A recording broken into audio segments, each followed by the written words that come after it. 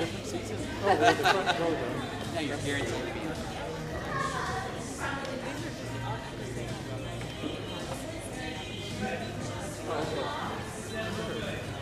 Yeah, what is the last one?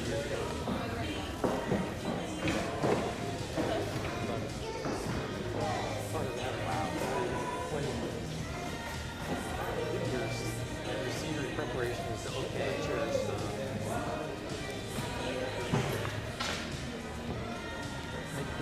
All of that.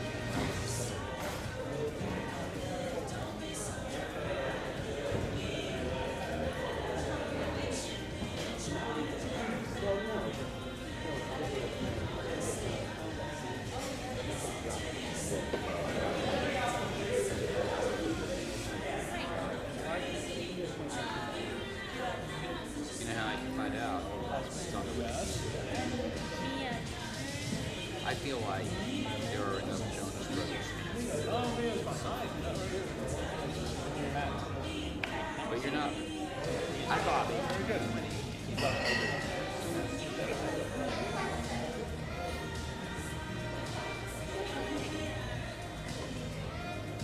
Alright. Well, you know what? I'm actually just getting to start a conversation about something. But I bet there's an easy way to do it. I was wondering what are songs of praise? Obviously, Dr. Yeah.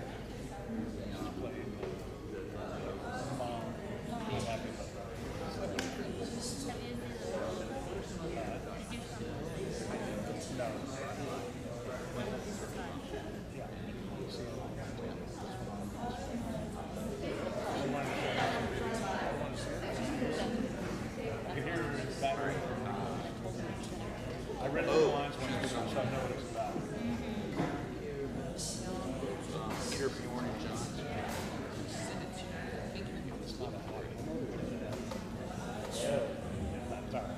I think it's really like bittersweet sentiments here, right?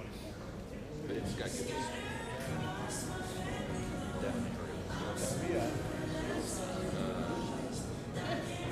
Edward Sharp, Zero, Flash, Jim Jazz, Games Without Frontiers, and stuff like that.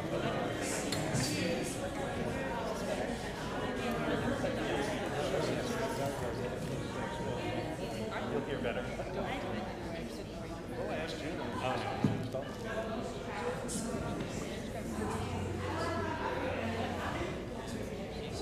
I think she didn't expect to organize regularly. Okay. No, she was organizing something about reading the script at the beginning.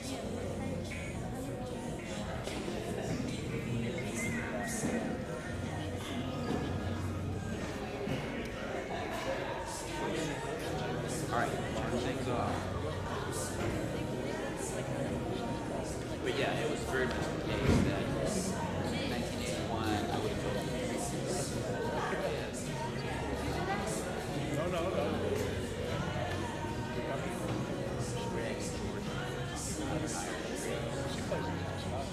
How much we all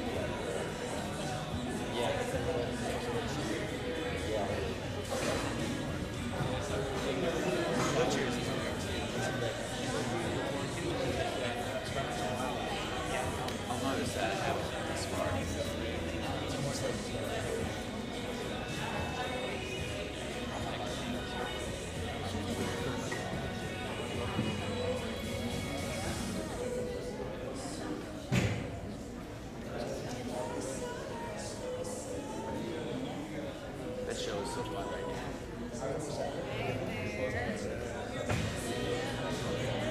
Wow. First, great, easily good.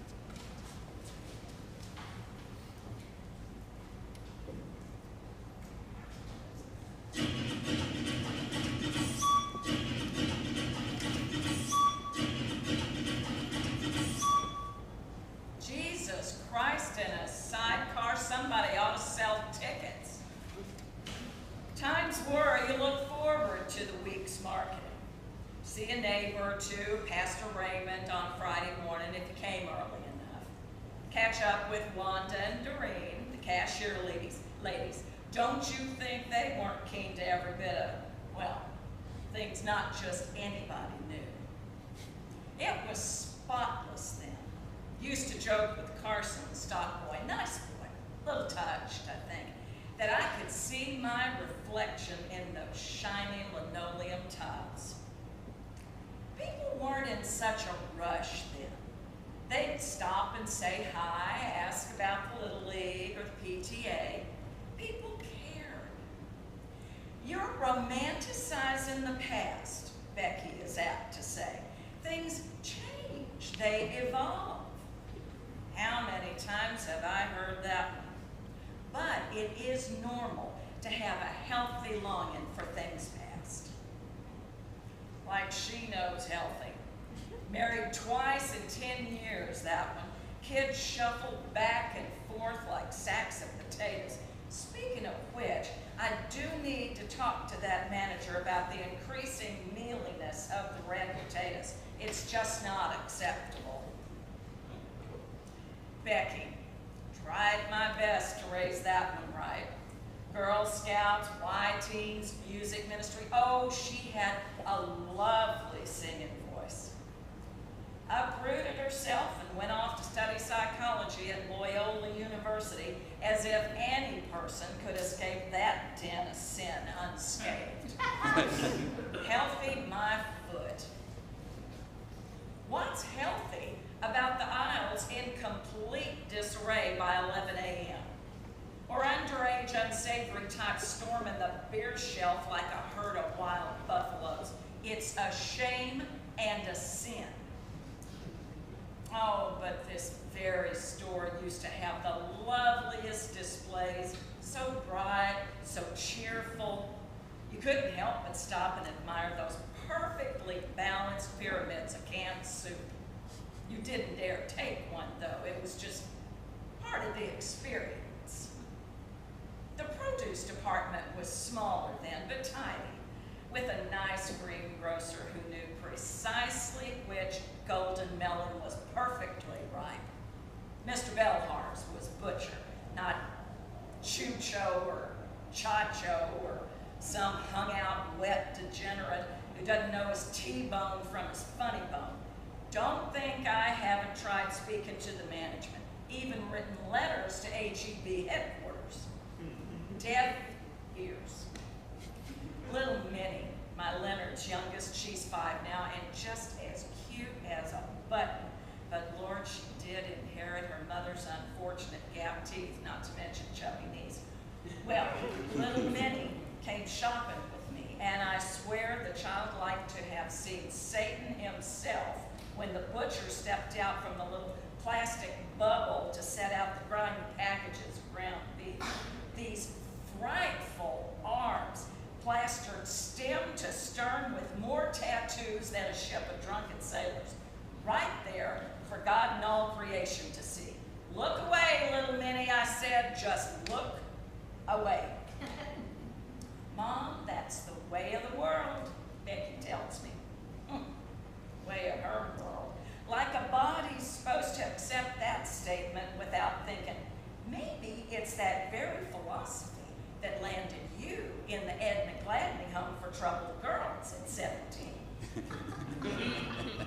knows where I went wrong with that one. They do still have the best produce here. Fresh and dewy, and, well, that's maybe the one thing that hadn't changed all that much. And you could forgive them if they get a little too exotic for the more traditional among us, what with their arugula this and organic that. They call that progress.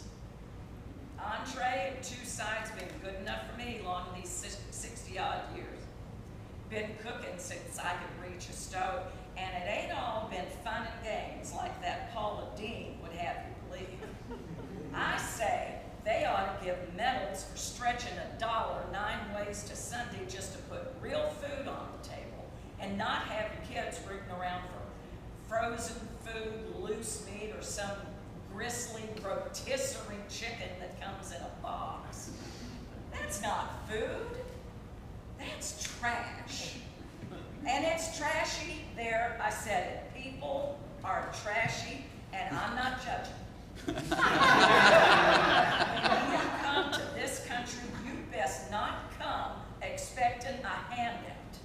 You best come dressed in shoes with soles and crisp blouses. They keep those nightmarish tattoos private like they should be.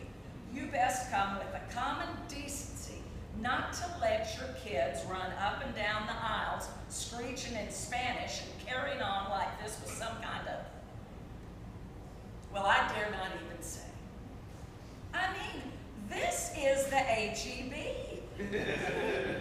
The HEB.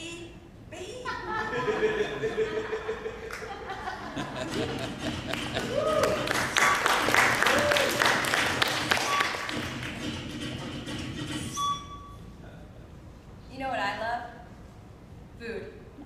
And not just food. I'm talking la raza cornucopia of comida casera. That means homemade. Mole like abuela used to make. And I ain't talking that Doña Maria canned stuff. Not that there's anything wrong with that. Chorizo so intense you can smell the spice vinegar as it bolts from the fridge when you crack open the door. And little handful of tortillita loaded with manteca and affection. I mean, I guess I've always loved food. Not like I have any food issues or anything like that. Although, who's to say? You see, I grew up watching Mama freaking invent dishes like she was some underdog contestant on Chopped. You know, like on the Food Network. In this corner, we have Senora Luna coming from the crappy apartment complex behind the Walmart, you know, where the dealers cruise by every half hour, and the muchachas let their goods hang out on display like the desgraciadas they are. And their mamas say, ay Dios, ¿qué voy a hacer con esta? And if the chula's the lucky one, the chosen one, then the Honda Ridgeline door will pop open and she'll hop in. And the viejitas light another Guadalupe candle and pray another rosary, pero they know. They know. And that is where my mama, Senora Luna, is from, thank you very much. And if her chopped ingredient box had stale cornflakes, a pack of soy sauce, and canned tuna, well then I'll be damned if that loca doesn't come with some outrageous Oaxacan albundigas or something that screams, I will not be defeated by your high prices, your long grocery checkout lines, and money that disappears from my cookie jar, but that I know ends at my viejo's poker game. And that's my kind of comida. So pass this on and cállate la boca. Come to think of it, maybe I do have food issues. I mastered chipped beef when we moved to Ruth Street. Finally had a kitchen big enough to turn around in with a nice Formica counter for my electric skillet.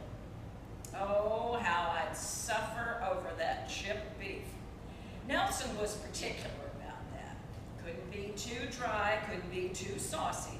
And wouldn't you know, the one time I do let the sauce dry out a little for tending to my Leonard scraped knee, boys will be boys, Nelson telephones his mother, who has the father drive her in clear from Lockhart to demonstrate how to make a proper sauce. The very next day, she's in my kitchen, proud as a prize hen, grinning away as she recites her recipe. I tell you, the Lord works in mysterious ways, though, because it soon becomes clear the woman has never even laid eyes on an electric skillet. But far be it from Mother Mayfield to admit it. Here she's frying what looks to be a whole side of beef, which she brought herself, which looks pitifully stringy and not up to HEB standards. And while she's flapping her gums about how to make a savory sauce, those sorry little cutlets start to splattering and smoke and crisping up till they look like beef jerky. May she rest in peace. Oh, it was chipped beef, egg noodles, Swiss steak, tuna casserole, molded salad. Sometimes the neighbors would stop by just to watch me cook. Now this place is just brimming with pre-measured this, pre-made that, dried noodles, and microwave broth, and those filthy little plastic dividers you're supposed to place between your items and the next person's. As if I would want that thing, God knows where it's been, anywhere near anything I'm gonna put in my mouth. No, thank you, stop the conveyor belt, I wanna get off.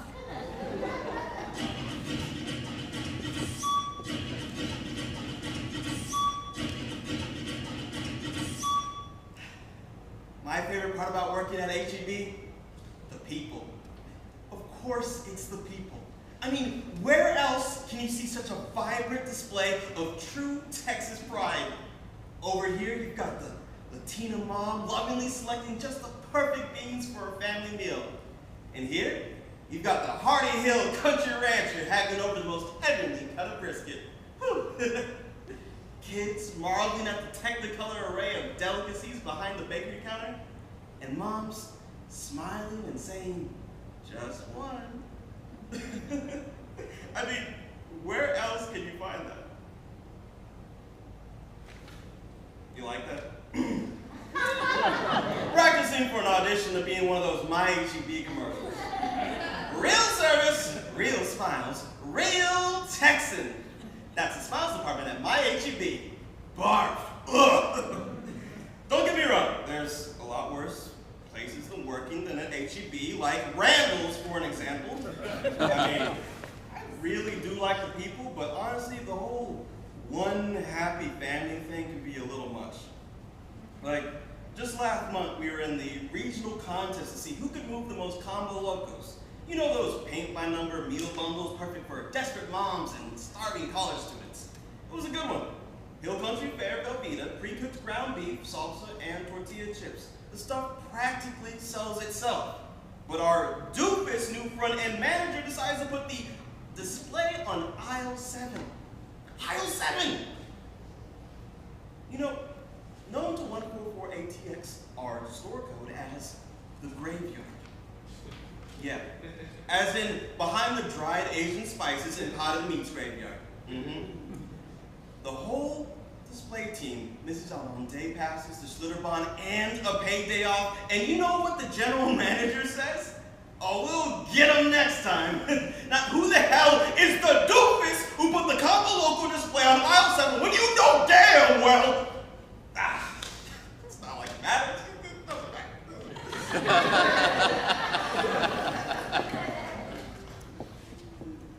How they used to dote on my Tyler, my little sweet pea of a boy, just to wave into the shoppers and the stock boys as I proudly rolled him up and down the aisles. Most Wednesdays, as soon as Leonard caught the school bus, I'd pack up my Tyler and head out for our weekly shopping. And I swear he could tell it was Wednesday, even if he wasn't but a year old. It came on so sudden. One minute you're bouncing him on your knee, the next you're in the special unit at Brackenridge Hospital, and the nice doctor is telling you something you don't even want to begin to comprehend.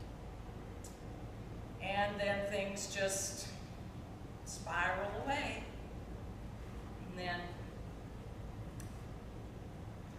you would not believe the fine spread they laid out at St. Louis Reception Hall. Oh, you've never seen such a feast. real crab dip fondue, rack of lamb, tomato aspic, creamed asparagus. Found out Wanda and Doreen from the HEB organized the whole affair. They even took up a collection from the team to cover the cost of all that food. Lord, that was special. And when I'd see them after that, they'd just kind of smile with the eyes a little, you know, just that little twinkle that says, "How you doing, darling?" And I tell you, nothing felt as sweet as that. But eventually, HEB put in the new system and the computers and the scanners, and they didn't put much stock in cashiers who took their time. So Wanda and Doreen moved on. We all did. We all do, like Becky says. Now, chicks aren't particularly impressed when they find out that you work at HEB. As in, it's not exactly a pickup line. You might be surprised, however, at the shockingly high inter-department hookup rate our Texas town has. That's how we're supposed to think of ourselves. One wholesome little Texas town. You know, for the longest time, people here would say that a couple got engaged right here in this very HEB. Aisle 4. Can you imagine? Like, but I checked in with Santos Guerra, our HR manager, and he's been at HEB more than 40 years. He says that's all wishful thinking, but we let the customers believe it because it's a part of our legend. But back to the people. You know that expression, dance like nobody's watching? Well, here, it's more like insert otherwise offensive behavior like nobody's watching. Random boob sighting, daily occurrence. Future juvenile delinquent behavior, constantly. Graphic public displays of affection? Yep. Not to mention the stuff that's officially illegal, like shoplifting, assault, verbal abuse, and my personal favorite, grazing. You know that whole little, I'll just snack on these delicious morsels while I shop, meanwhile dropping said morsels of like a candy cluster trail all the way back to the popcorn aisle. And then the empty package just magically disappears behind the canned tomatoes. Now, it's always the canned tomatoes, like it's some sort of safe haven for Grazers Anonymous. And hey, that's just the pantry out. Don't get me started on produce. My HEB's edible kaleidoscope.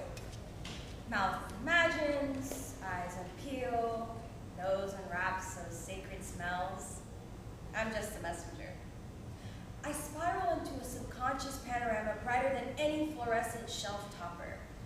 I see my HEB goddess self, reclining en naturel, seeing vergüenza on a pile of pomegranates, coaxing the naughty ones to open their leathery skin and release a tsunami of heavenly rose-colored scenes.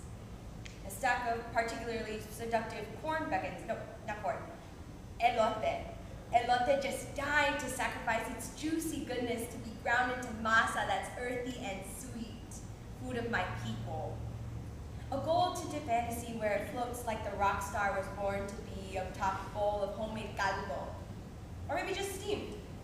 Así, like God made it. Perfect. No butter, no salt, thank you very much. Naked as the day it was born. I can die happy. Fresh from the rapture, I come face to face with the bounty of portobello so luscious they unleash a zephyr of shameless food lust. Goodbye, industrial lighting. Hello, warm fireplace test glow. I swoon, visualizing fritatas a la madre, goat cheese quesadillas with caramelized mushrooms and $4.45 a pound. Damn. At that price, it's just not. I can't. I mean, it wouldn't be that shit. Oh, what the hell? Honestly, what decent person stands in the HEB and removes the mushroom stems before weighing them? Stealing. Not to mention disrespecting everything HEB stands for and taking advantage of honest shoppers. That I cannot abide. But there she is, brazen as the whore of Babylon in rubber flip-flops, which is just appalling on many levels, and popping out the stems and building a little mound of her spoils. I work fast, fingers instinctively engulfing those velvety pillows, tossing aside the undesirables, and then popping the hard little stems out. I see, one by one. And soon I've amassed a stockpile of perfectly affordable, truly glorious portobellos. Me?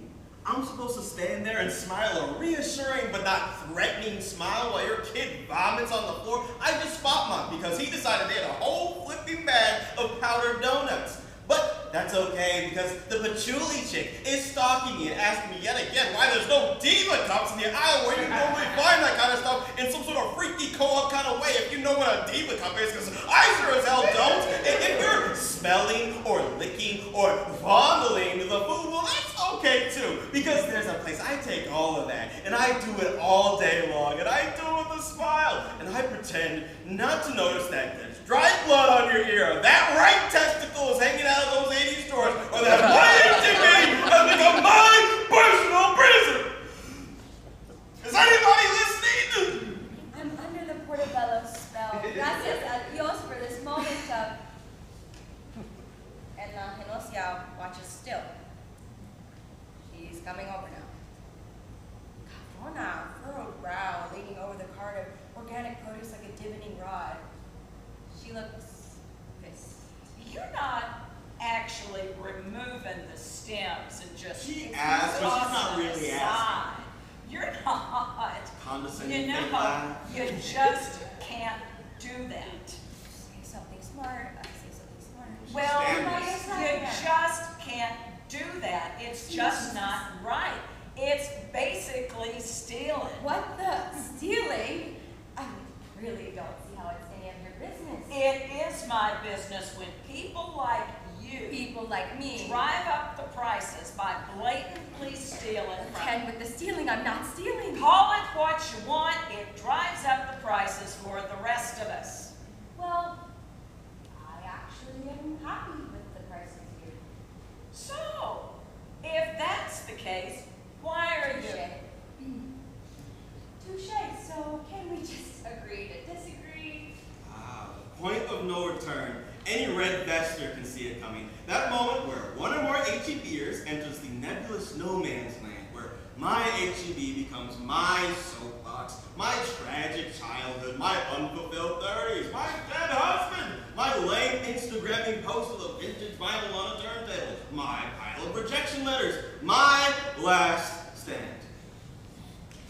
They call it jumping the tuna salad. We happen to be in a food desert, and I will not be food shamed. For your further information, people like me, I really do. The only thing you're starving for is People attention. like me bent row after You row, think coming the to what weeds that used to finish, be and a those tears decent you get grocery touched with store the looking weeds like and you your just fingers. rolled it Feeling out of the desire to gutter drink a makes Mexican you wine more that's real, statistical more non-language that authentic. people like Well, I you got can news potentially for farm you. to bless You people ain't with the their party. first one You to know what? shed a As tear, much as darling, it and seems, I'm you proud sure of as that. hell Because ain't at the end gonna of the day, be the people like me last. have to put food on the table, and not just food, but comida. So maybe you could grow up and own up to the forgive me, Lord, bullshit you're slinging like day-old ash. And maybe you can take your white ass and your white hood somewhere more. An HEB guy in a red shirt watches from a safe distance. You don't know my life.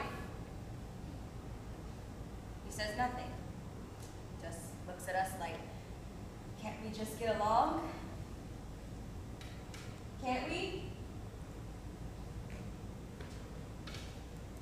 As the cabrona walks off, she actually tisks me like I should be ashamed.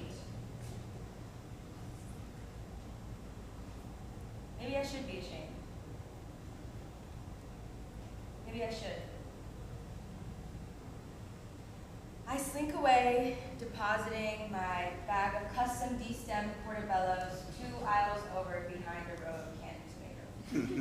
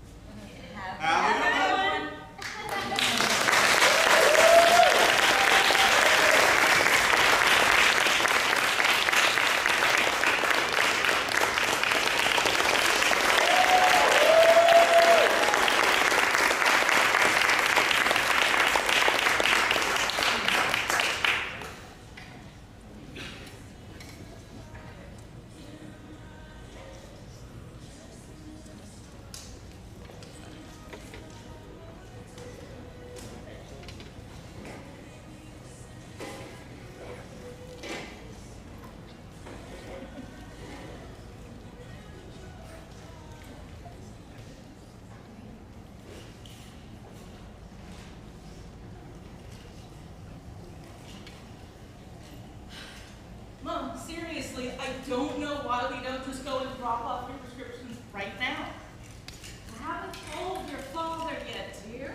You didn't tell him you were getting results today? Does he even know you had the PET scan? Of course! But I really didn't see the point in worrying him with today's appointment. He would have insisted on coming with me. We all expected it to be nothing. Mom, you need to call Dad. I'll tell your dad in my own way. Don't worry. You worry too much, Beth Ann. You always have. Now, would you mind pouring me a cup of tea? Oh, I think it should be water. Tea has caffeine in it, Dr. Trotter always says. You're completely right, dear. Would you get me a glass of water?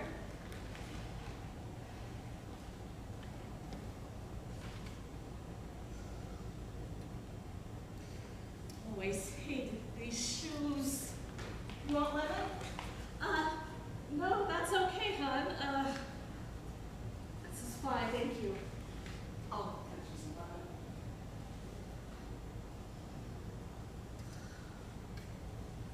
lemon. Mom, you're barefoot. You never let us come in the kitchen barefoot. You're right.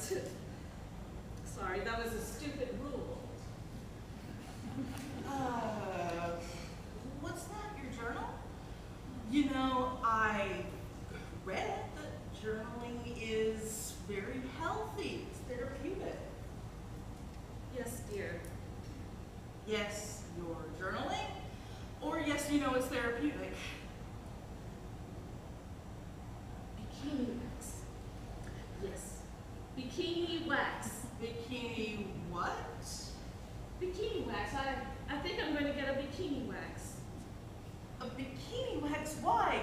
Mom, you don't even own a bikini. True, true. Maybe I'll put that on my list too. Your list? Yes, I've decided to make a list. One of those bucket lists.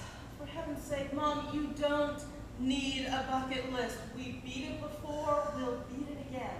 Now, I think I read somewhere there are different styles. Where did I see that article?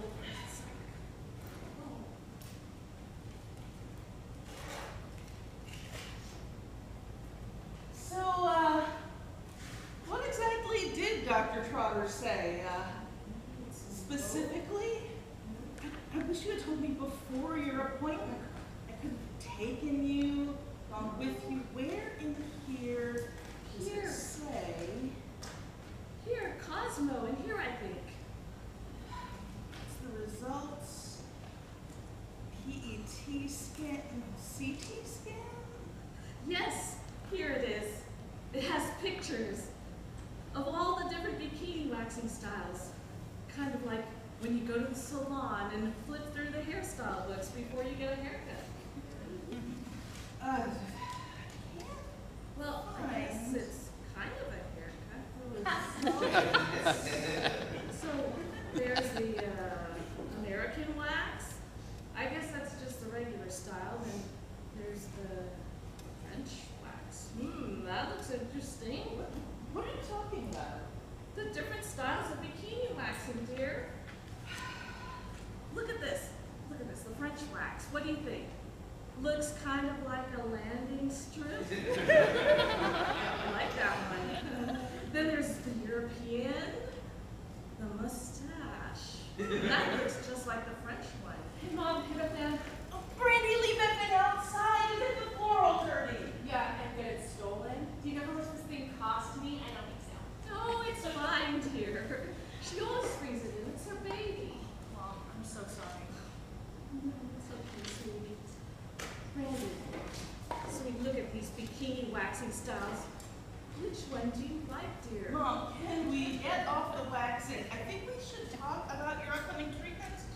When are you supposed to start your chemo? I can't understand anything in these reports. You know, I like the Brazilian clean sweep.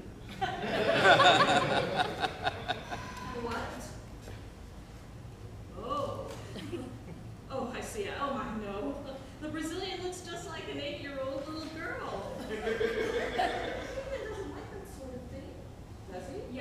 what most men do because... Randy! What?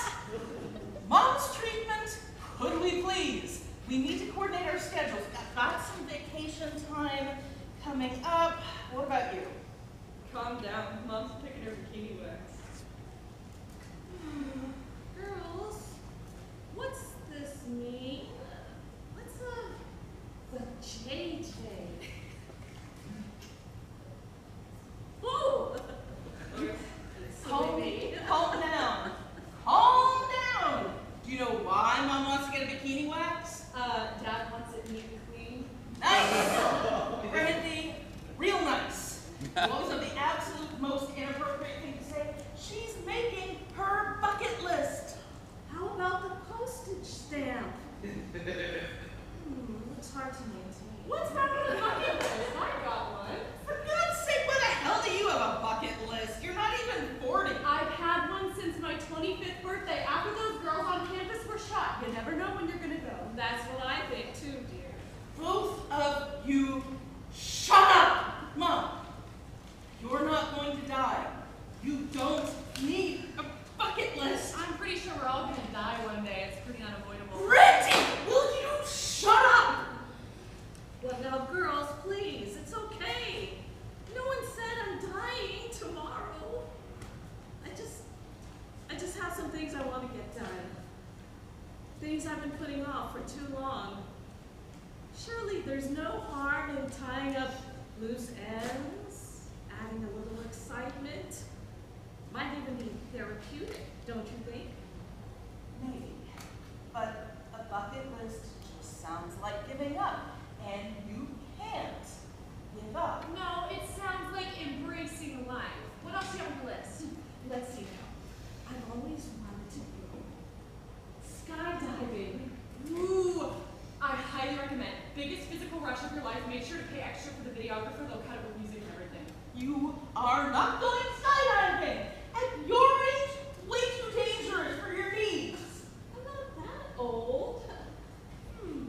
I always wanted to go to one of those restaurants where you sit on pillows on the floor. Japanese? No. The kind where you eat with your hands and there are belly dancers. Moroccan! I love Moroccan food. Honey, lamb with almonds, so good. I thought you were a vegetarian. There was this place when I was in college, really sketchy on the outside, but beautiful inside. Lots of curtains, pillows, dark wood. The food was to die for. I don't remember what it was called. Sometimes I do worry about you getting low protein, dear. Only eating vegetables. Mom, I eat more than vegetables. I'm fine. Really, you want to think about giving up meat as well. Studies show red meat is linked to all kinds of cancer. That's true. Didn't they recommend giving up meat in that support group you used to go to? I doubt that giving meat up now would do me any good. Besides, lamb. That sounds wonderful. I don't think I've ever had Moroccan food before. Now, what else? Let's see. How about driving a race car? Deep sea fishing? Oh, Zip lining. what? Are you insane? What is wrong with you? I don't know about the race car. Your father doesn't even trust my driving the Suburban, so no fishing, but that zip lining. Judy did that with her grandkids in Costa Rica last year. The pictures were amazing. Yes, I think I'll add that one to my zip lining in Costa Rica. For crying out loud, you really think Dad's gonna go for that? Dad could probably benefit from a little shot of adrenaline. Besides, I'm sure he'll totally support Mom. Where is he, by the way? I didn't see his card. He's on a job site. He didn't know she had the appointment today. I didn't know until she asked me for a ride home. She took the bus this morning. I didn't want to worry him. He knows Dr. Trotter ordered the PET scan as a precaution because my liver enzymes were off. We were all pretty sure it's because of my new meds. What did the scan say? That her breast cancer is back. I already told you. I know, but what do the liver enzymes have to do with it? Yes. Enough about all that for now. Like you said, we've been through this before. So, what do you girls think about your father and I taking a cruise? Mexico, Aruba, Alaskan, Caribbean.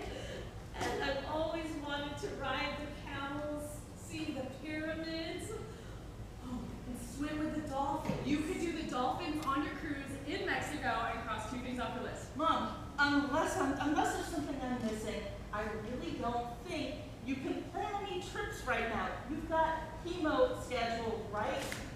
When does it start? I haven't scheduled that yet, dear. I don't understand. Last time you wanted you to get started immediately. Well, I just wanted to talk to your father first. That's all. Mom, does Dr. Trotter know you haven't scheduled your chemo yet? Yes, dear. Dr. Trotter and I had a nice long chat, and we're all on the same page. Now, what do you girls think of swimming with the sharks? I think you have to go scuba diving to do that, Mom. Scuba diving. Great. I'm calling Dad. No! You will not call your father! I will tell your father when I'm damn well good and ready. I'll tell him in my own way, and not while you girls are here. Do you understand? Mom, what's gotten into you? I'm sorry, dear. I just spent the last 5 years dreading today. Dreading the cancer coming back. Everyone said there was a good chance it wouldn't, but I knew. I just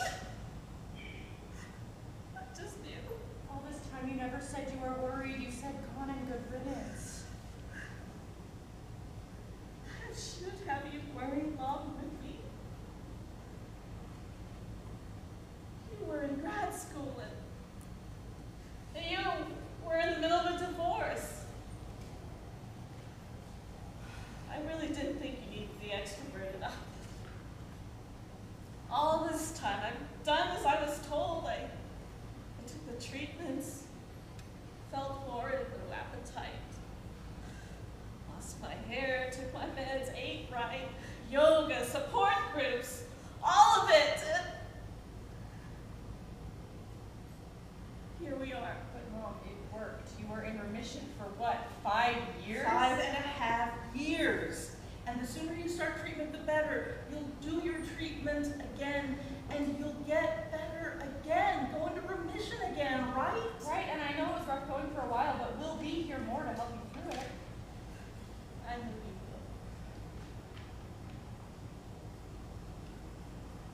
would. Now,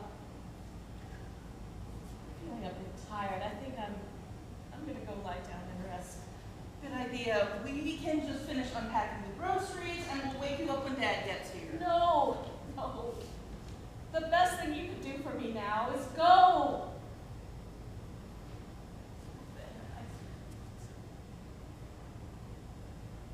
I know you need to get back to the office and Brandy, how many more weeks do you have to get ready for NS1?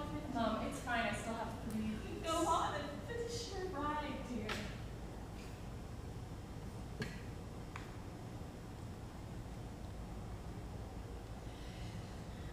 Promise you'll tell Dad today. And call in your meds and figure out a schedule for your chemo. Yes, dear, I promise. I'll tell him today, and I'll call you both tomorrow. Love you, Mom. You too, sweetie.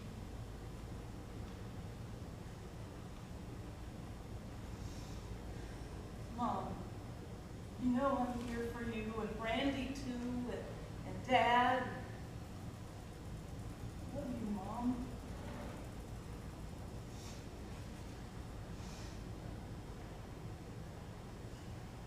I love you too.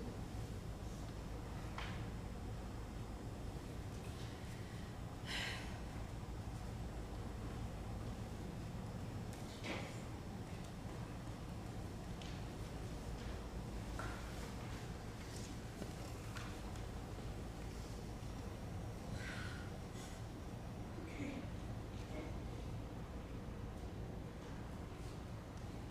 6 months. 6 good months.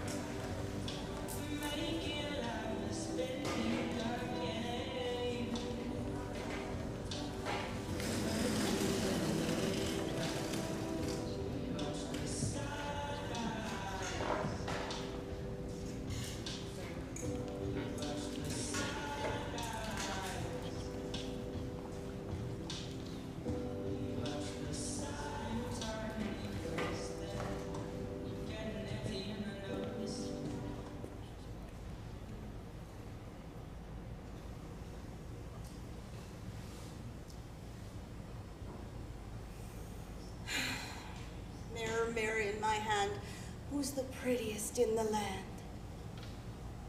Her again.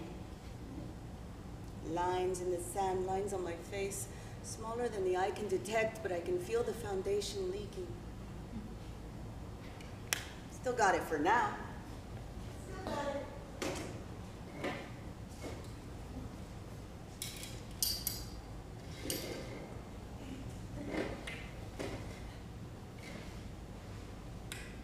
So? Say something. Like what? Like, hello? How are you? Aren't you tired after coming all this way? You've gotten skinnier. You're really leading with that. Burned all your meals without me to cook for you. That's it, eh? Not all. I'm not helpless. I bet that husband of yours is as skinny as you are and none too happy about it. Where is he anyway? He's busy. He always made it seem like keeping an eye on you was his full-time job. He's not like that. At least not anymore. Ow! See? You got no meat on your bones. You need to eat something. No thanks. I got some fast food before I arrived. You can stand to eat some more. No, really. I'm good. I'll make you something. Still got it. It's not my fault you never picked up the art. I did what I could with you. It's weird, isn't it? Me being back here, visiting like I'm at some museum or a crypt. Once you've eaten, you'll feel at home again. Nothing's changed about this place. It's exactly the way I left it. You're exactly the way I left you. Things keep when you know the right tricks. Wait a second. Didn't there used to be pictures on this wall? There were family photos. That's right. You have us take a new one every year like we were one of those sitcom families on the TV. You wrestle me into a dress and chant my hair to make it straight, make me pretty. I took them down right after your puppy croaked.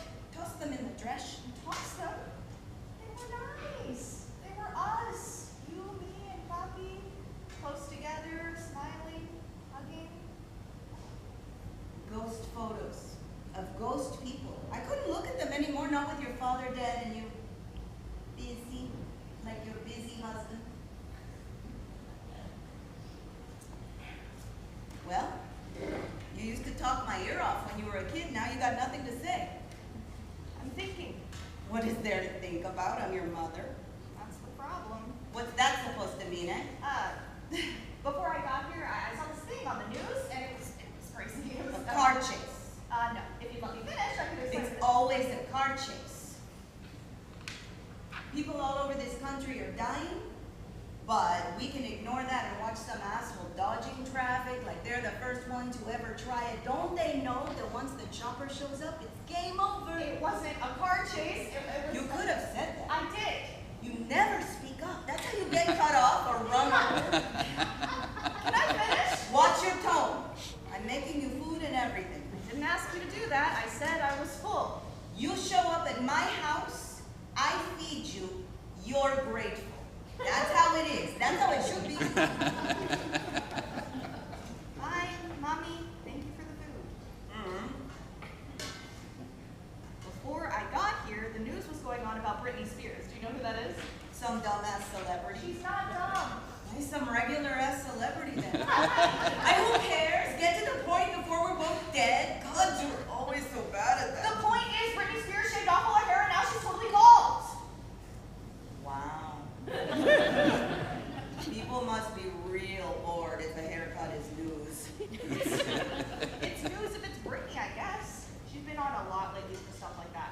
Acting out, acting strange. A train wreck is good for ratings. Car chases too. Right. Car chases too.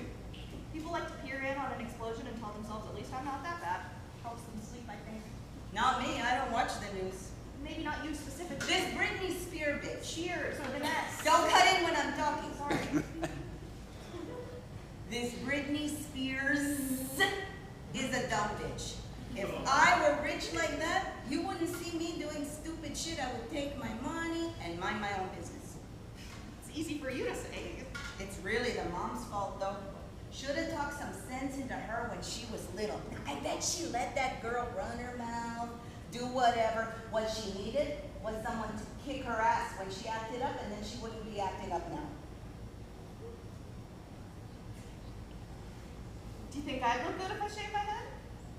That's a hell of a thing to joke about. I'm serious. You can't be.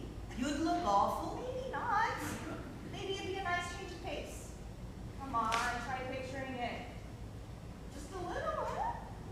Bald is what happens to men who have too much to worry about. That's just not true. It happens to old people. You don't want to look old before your time, do you? You're one to talk. You've never looked your age. Why should I, when I can do something about it? It actually kind of creeps me out. I don't care what you think. This world isn't a kind place normally, but it's even worse for an old woman like me. I mean to squeeze out what kindness I can for as long as I can. It's not kindness if you have to claw for it. Too bad. That's the only kind there is. He likes my hair long. Who? My husband. Who else? Better not be anyone else. I didn't raise you that way. I've always hated long hair, but I kept it this way for him. Kept up so much for him. Keep up. Keep going. That's the way it is. Why? What do you mean, why? Because you married him? And where is he anyway? Busy? Bullshit. He kept you from me for years. And now, suddenly, you're back and he's not? Come on. Who are you kidding? I knew it. Shut up. I knew things would go bad between the two of you. I'm always right about these things. I have a sixth sense. I didn't come here to listen to you gloat. I didn't like him from the start. He was too full of himself. He strutted around like he was God's gift to the world, like he was some kind of Prince Charming. You didn't like him because he was nice to me. You're damn right. A man is only nice when they're trying to get something. That's not true. It's been true. About every man I've ever known. My father was a bastard. My brothers were bastards. Your father, the meanest bastard of them all, and even he knew to be nice when he needed a favor. Bobby's dead. As if that made him any nicer. Don't do this. Okay, I wouldn't talk shit if it were you. That's not how I am. I don't believe that. You don't believe in anything except that people will always be their worst. It's gotten me this far. God help me if I ever get to be as cynical as you. I'm right, though. I was right about your man, no? I'm right about a whole lot more. Not as much as you think. Name one thing I've ever been wrong about. Me. You! No, girl. I got you all figured out. I know everything about you. Know me. Yeah, you were just going on about how little I've given. I knew about your marriage. I know exactly what happened. You met someone who called you beautiful and treated you good, and then he told you he loved you and he would save you from that witch of a mother. And pretty soon you thought you loved him too, and you got hitched, and everything was perfect for a while. And then the months went on, and the little things that he used to find cute about you start getting on his nerves. The arguments turned into screaming matches, and you were left wondering where that nice man you married is. Stop it. He stayed out longer, came home drunk more often. He picked apart everything you said and did, and then he told you it was your fault. And you start thinking that you're losing it. You start doubting what you knew was real, but you clung to him. This bastard you married because you're no quitter, because calling it off meant I was right and you didn't want to give me the satisfaction. Cut it out. That's how it went down, eh? I got it all figured out. And you know how I know? Because we're the same. I had an old hag of a mother and she burned her arts into me like I tried with you, and I resented her for it. I ran off with the first guy who looked my way, and the rest, well, you know. You lived it. We're not the same. Give it up, girl. This bitter old witch has her roots in you. It's not just the glamour. You haven't changed at all. Same prodding, same hate. The mother's kind. Stepmother. Oh, that's mother enough. It's the only kind you've got. You were always so jealous of me. You saw that I could be so much more than you ever could, and you had to tear me down. You picked the flesh off my bones for years. Pretty girl. Smart girl. Girl who was so sure she was going places. My old compact has been going on about you since you were 12. So yeah, you're right, I was jealous of you. I was a real bitch about it. Why? I was a child. I was your responsibility. Exactly, Blanca, don't you see? I gave you all that I had cultivated in me so you would stand a chance. I made you what you are. You cursed me. I tried to save you. All you did was push me into the arms of another would-be savior with an axe. That wasn't supposed to happen. I always thought That I was too soft in a hard world? That I wouldn't make it, huh? No, I always thought that you would turn out better. That I would push and push until you found your wings. And then you didn't. Is this the part where you apologize? What good would that do? Not a lot. None. You're going to help me.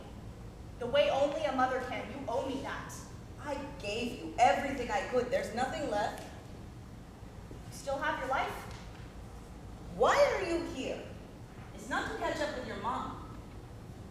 I did hope you could manage a conversation without you jumping down my throat, but no. You have to keep twisting. It's all you're good for. You know you can only twist the knife into a little girl's heart so many times before she can no longer go gently into that good night. Wait a sec. I can see it now. It's in your eyes. You're a witch. Just like you. You must be so proud. What have you done? Let's just say there's a mean bastard who's found himself in a very deep sleep. He's been that way for 2 days now. You didn't. You don't have it in you. I didn't. But then one night, that gaslighting jerk I married came home drunk and looking for a fight, like you said. But this time was different. This time I'd had enough. 1 second he was in my face screaming, the next, not so much. You're lying. Come on, why would I do that? I thought you had me all figured out. A curse like that needs a lot of power. I have power. Someday I'll have more than you. Maybe, but right now, not so much. No. The spell wouldn't hold. I could feel it when it flowed out of me. He'll wake up. Soon, I think. You do not want that. If he finds out what I am, what I did, it wouldn't be good. Off with your head. Or worse. It could always be worse for a witch. I've never asked anything from you in my whole life. I'm asking now. I can't help you do this. Please, Mommy. I can't be a part of this. You already are. Well, what is it you said? I made you? Yeah, you did. I wasn't supposed to turn out like this. I wouldn't be a witch if it weren't for you. I didn't put that curse on your husband. You did that yourself, girl. And it's you who's got to get yourself out of this mess. No one can do it for you. I don't want that. I just need a little assistance. To make sure a man never wakes up again? Like you're so innocent. What's on my hands, I put there myself, and I'm not getting them dirty for you. You're lucky I don't call the cops. I'm desperate. I'm not. And I won't be for your sake. For what it's worth, I'm proud of you for having what it takes. Screw you, bitch. That's better. The magic you need won't work if you're scared. Only your anger will save you now. My anger? Yes, girl. Now get out of my house.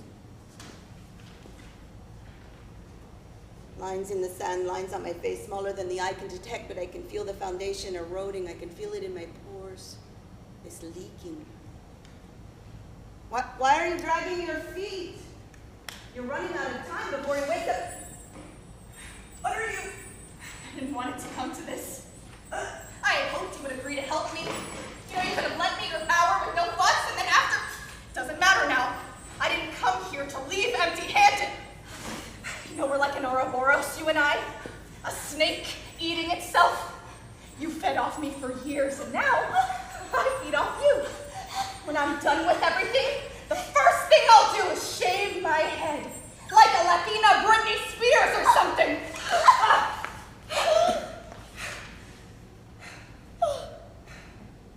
I've taken most of your life, but I'll leave you your glamour. Your pretty face can keep you company as you go.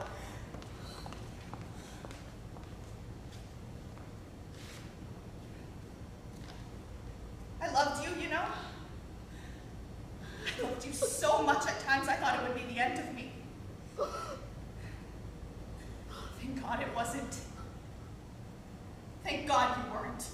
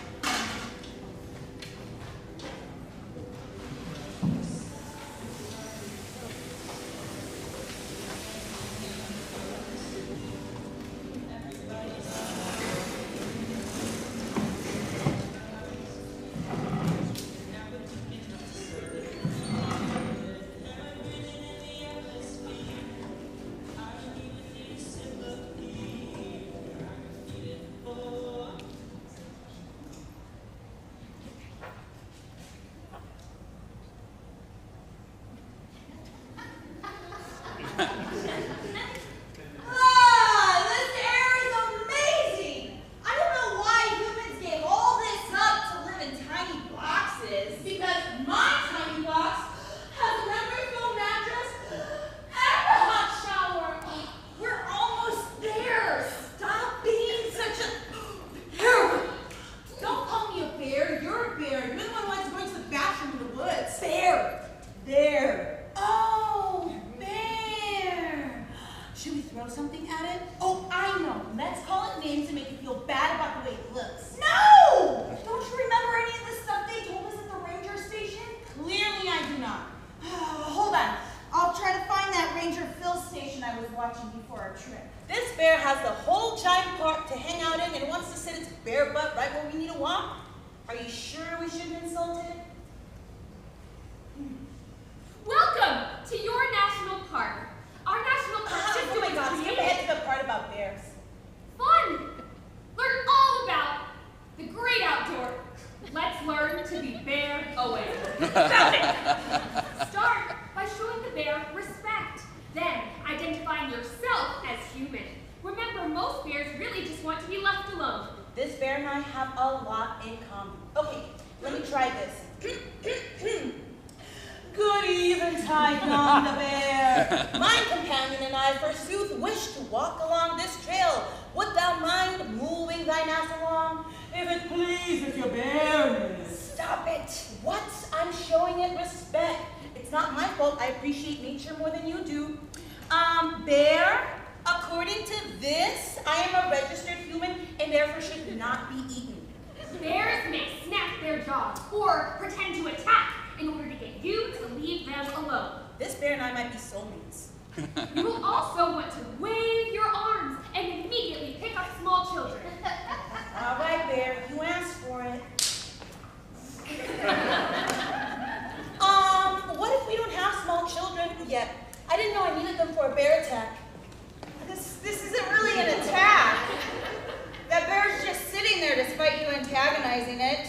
Also, how are we supposed to pick up small children while waving our arms around? Ranger Phil, these bear instructions seem unnecessarily complicated. What if we just sit here and wait it out? You know, I really didn't expect to see bears out here. What? The signs all said don't feed the bears. Watch out for bears. The park ranger specifically warned us about bears. Yeah, but those are just words. Signs and people tell me things all the time. Watch out for falling rocks. Don't text and drive. But nothing bad ever happens. Wait, we need to talk about that last. The point is, knowing that bears exist on the same plane of existence as you, and then sharing that plane up close, are two very separate experiences. I'm gonna be forever changed by this. Yeah, changed into bear food. Oh man, I'm hungry. Distract the bear while I get a snack. It's your turn to be a human for a minute. Wait, what? Did you bring food in your backpack? The park ranger told us not to hike with food. It attracts bears. Yeah, I wasn't listening to that guy. He was boring and he wore shorts to work every day. What does he know? He knows that bears eat people. Listen, I told you I didn't think bears were real. Well, you know what I mean. Real, but not really real. Tell me.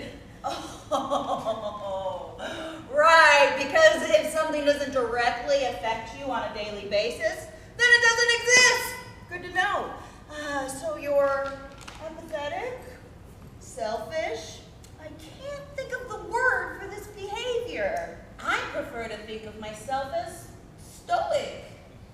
Stoicism doesn't mean you don't care about the rest of the world. It means you overcome your feelings when making a decision. You are not a stoic. You are an ass. Yeah, well, you saying all that didn't hurt my feelings at all. Oh, stoic. Oh, I almost wish that this bear would try to take a bite out of you so I could see you cry a little. Something to let me know you care. I do care. In fact, I'm willing to be eaten for you. Really? By a bear? Yeah. By this bear? Okay, well, maybe not this one. That's nice of you to think it'd be your choice. I'm way faster than you. Uh-huh. But you're willing to be eaten by a future bear? Listen, who knows what bears the future holds for either of us? I'm just saying I'm willing to sacrifice myself for you. Eventually. Also, bears don't eat beef jerky. That would be cannibalism. Oh, wait, what? Tell me what you think bears are made of. Huh. I guess I never stopped to think about it. Oh, because bears don't exist. Ah, bingo. You know, I'm starting to think this whole trip was a mistake. You know, I thought coming out here would help me clear my head and help me decide what to do about, you know, all that bear jerky and all that breakdancing really made me tired. I'm gonna rest my eyes for a minute. It's your turn to be on human duty. Wake me if the bear eats me. Oh, I'm tired too. I guess it's just, you and me, Ranger Phil. Did you know bears don't mate for life? Bears choose partners of convenience. That's why humans are better than bears. What? Humans are superior to bears because we form deep, lasting connections. The ability to love makes us better than bears. It's like you're talking to me. Are you hearing all of this, Bear? This guy's opinions do not reflect my own, just so you know. I think bears are way better than humans. Humans are mean and stupid and they hurt each other for no reason. Well, with some exceptions. There will always be bears. They're all around you. They're beautiful creatures despite their penchant for leaving their mates. I still remember when I met my wife. Maybe I should stop watching this. I caught her eye across the dance floor. I'd had too much to drink, but I wanted to be close to her, so I asked her to dance. Just my luck, they started playing a waltz. I didn't know how to do it, but she helped me.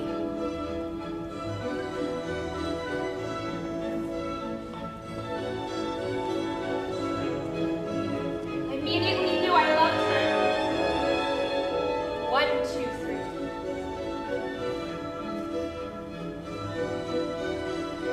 Never wanted that dance to end.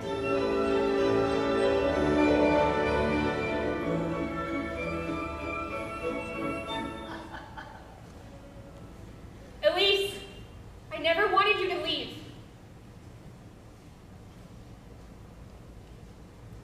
And that's why it's important to always carry a self-defense item, like bear spray. Sometimes we have to make space and protect ourselves. What the fuck? Are you saying about bear spray? I have some of that. Oh, feel your nose! Did you see any of that weird stuff a minute ago? I can't see much of anything at the moment. This bear spray really stinks. It's not bear repellent, it's bear spray. I feel like we're saying the same word. No, you spray it at the bear, not on yourself. It's not mosquito spray. Okay, well now you know. I finally decided, by the way, I don't want to have kids. What? Why? Because I come from a long line of fucked up parents. my childhood sucked and I'm a weird adult because of it. That ends here. I'm the last shitty parent, well, potentially shitty parent in this genetic line. But what about needing small children in case we run into a bear and we've got to escape? That's not what the ranger said. Yeah, but it seems like such a good plan. Also, I think you'd be a great mom. You do? I do. I think you'd be protective and devoted, just like Mama Bear. I keep hugging you, but you're covered in bear spray. Have you thought that maybe this bear is a metaphor for life? You have to stay calm, face it, and decide what to do next. Yeah. Well, showing it respect, letting it know you're human, waving your arms, carrying small children. Yeah, that sounds exactly like life. This experience has been such a wonderful lesson. Oh, no. If you namaste at that bear, I'll throw you into its mouth.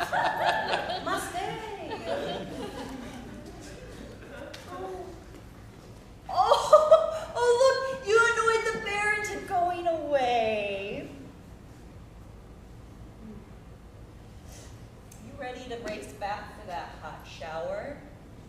Or what if we stay here and wait for another bear to come by? You know, I really love surviving bear encounters with you. We bored the bear until it went away. I don't know how much surviving we did. It doesn't matter. We did it together. Give me some of that beef jerky. Let's wait for the next one. Remember, campers, there will always be bears. Be bear aware, but enjoy your time in the park.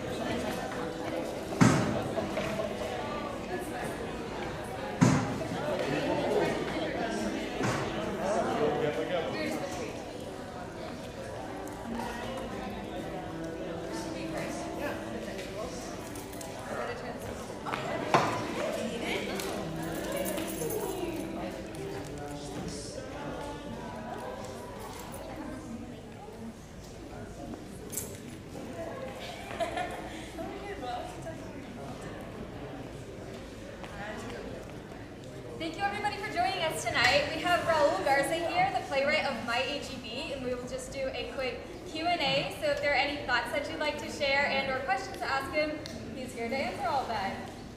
So maybe let's start out with one. So MyHEB, Of course, everybody knows what it's like to like exist in an HEB. There's so many different kinds of people, which is one of the points of your plays.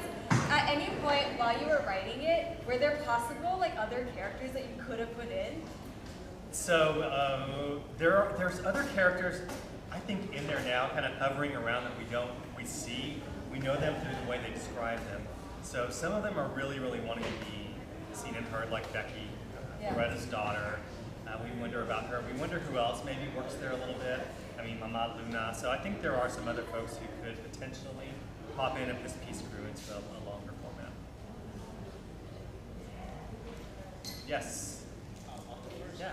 Did you draw like a personal experience from both HEB? Did you work at HEB? Yeah, that's a great question. So yes, I drew from personal experience. I did not work in an HEB, but my first job was at a grocery store. And I stocked shelves and bagged groceries, and so I describe it as like I've been each of those people at different times of my life in an HEB. Sometimes you're the person appalled and judging, sometimes you're the person doing the appalling thing, and sometimes you're working. So yeah, it's personal for sure. I know you had a question.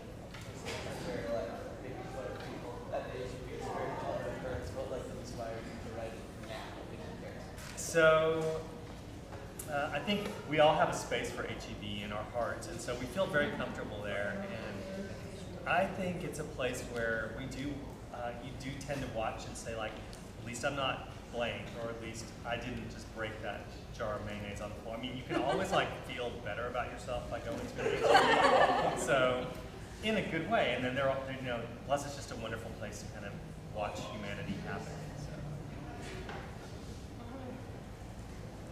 What else are y'all wondering? Well, I saw your, is it Running Bears? Uh-huh. Okay. And, you know, through the play, they work out their differences. And I wanted so much for the Hispanic girl to, you know, for them to understand each other. Find peace. Because, like, your play, it did. Yeah. I love that as a kind of something you're longing for. This is a piece that I'm looking forward to developing into a longer piece, and I think there's room for folks to see more eye to eye on it. In a short piece, I think one of the things I want to do is make sure we understand how differently people walk into an HEB or any place in the world. So it sounds like mission accomplished on that, and what you're craving is like some resolution for those. Yeah. Yes. Did you like writing about the conflict or the resolution more in the Running Bear one? Oh wow, I love that we're talking about the and then also, okay, my but body also work. this, do you see this going into more conflict or more of a resolution?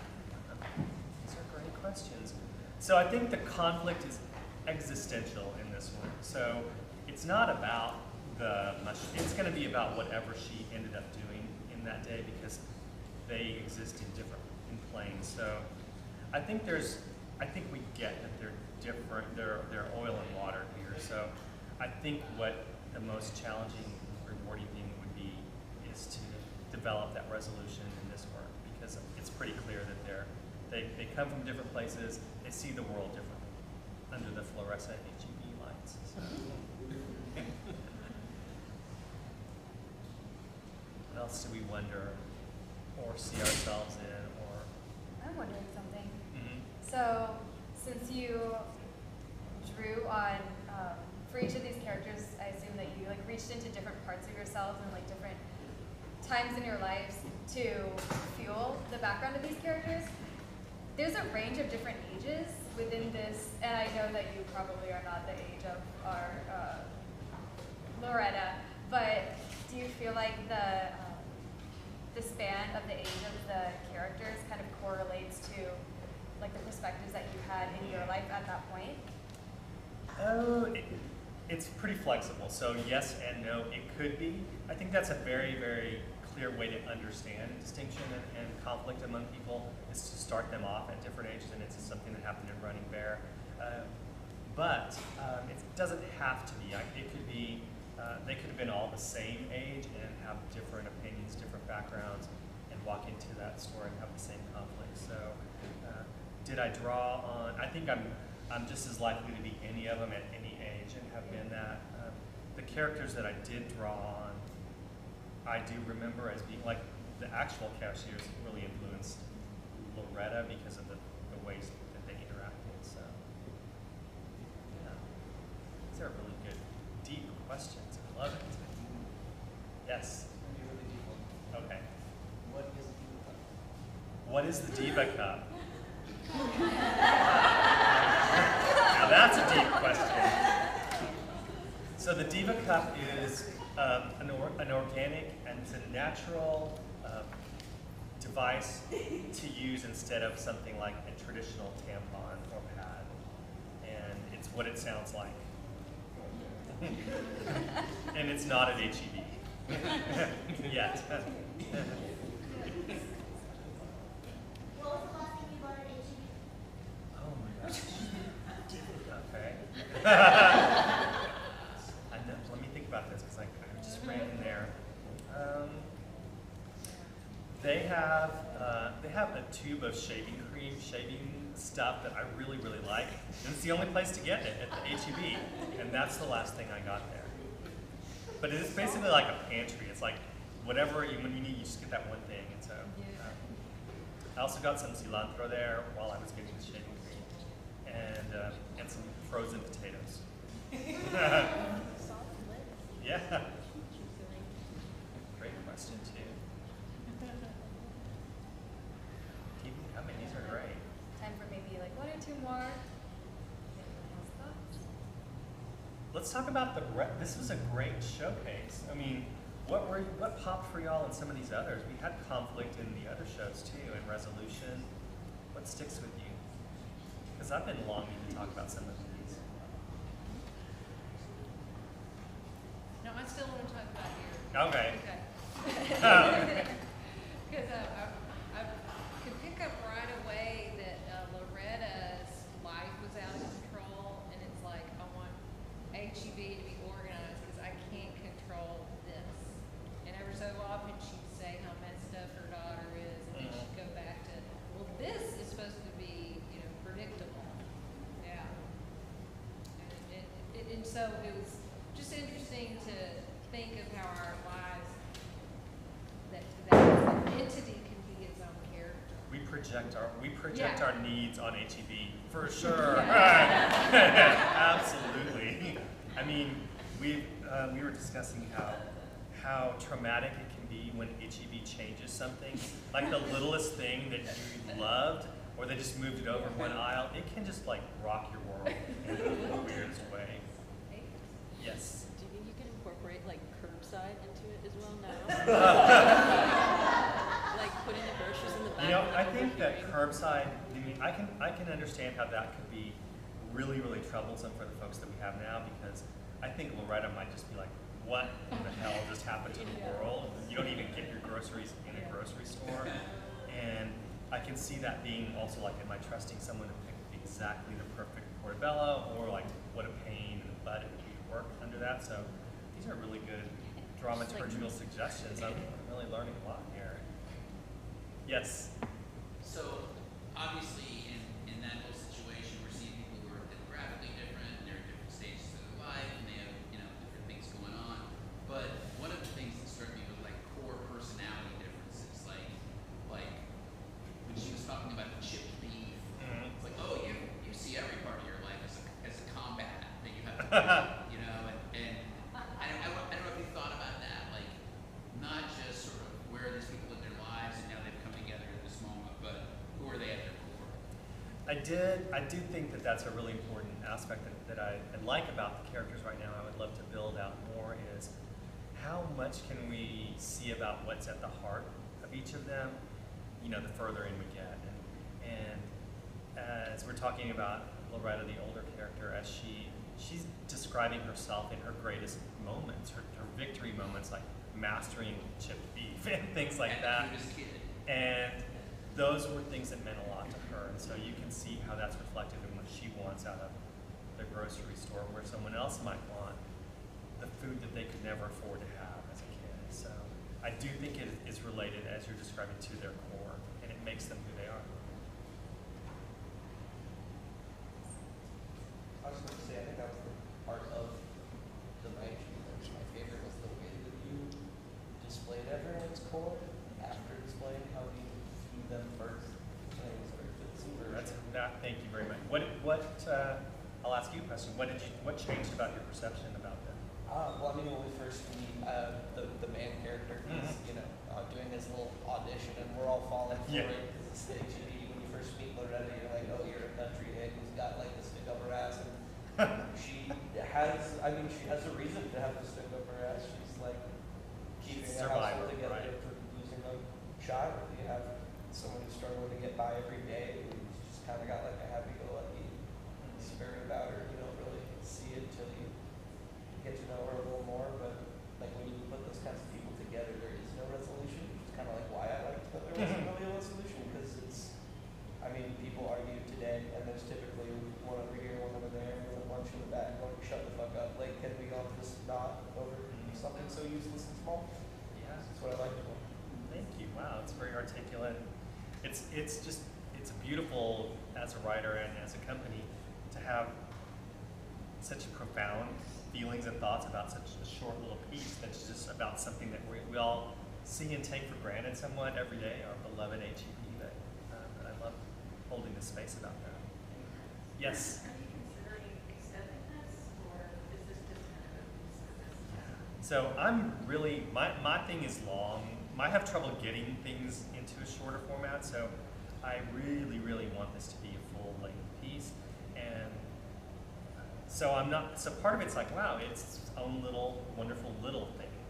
And the challenge is, can it be true to itself if it became a full length? And I would love to find that out, to try it. I'm curious about, when I think of MyHEB, how HEBs are so specific to different neighborhoods. So I don't know, to see if that makes sense.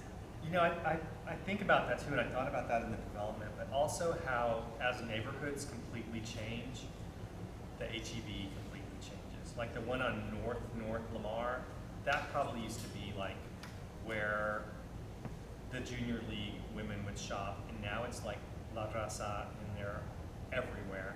And that's got to be like, whoa, what happened? When did I like miss out on this revolution? So I can see that being really disconcerting from both sides.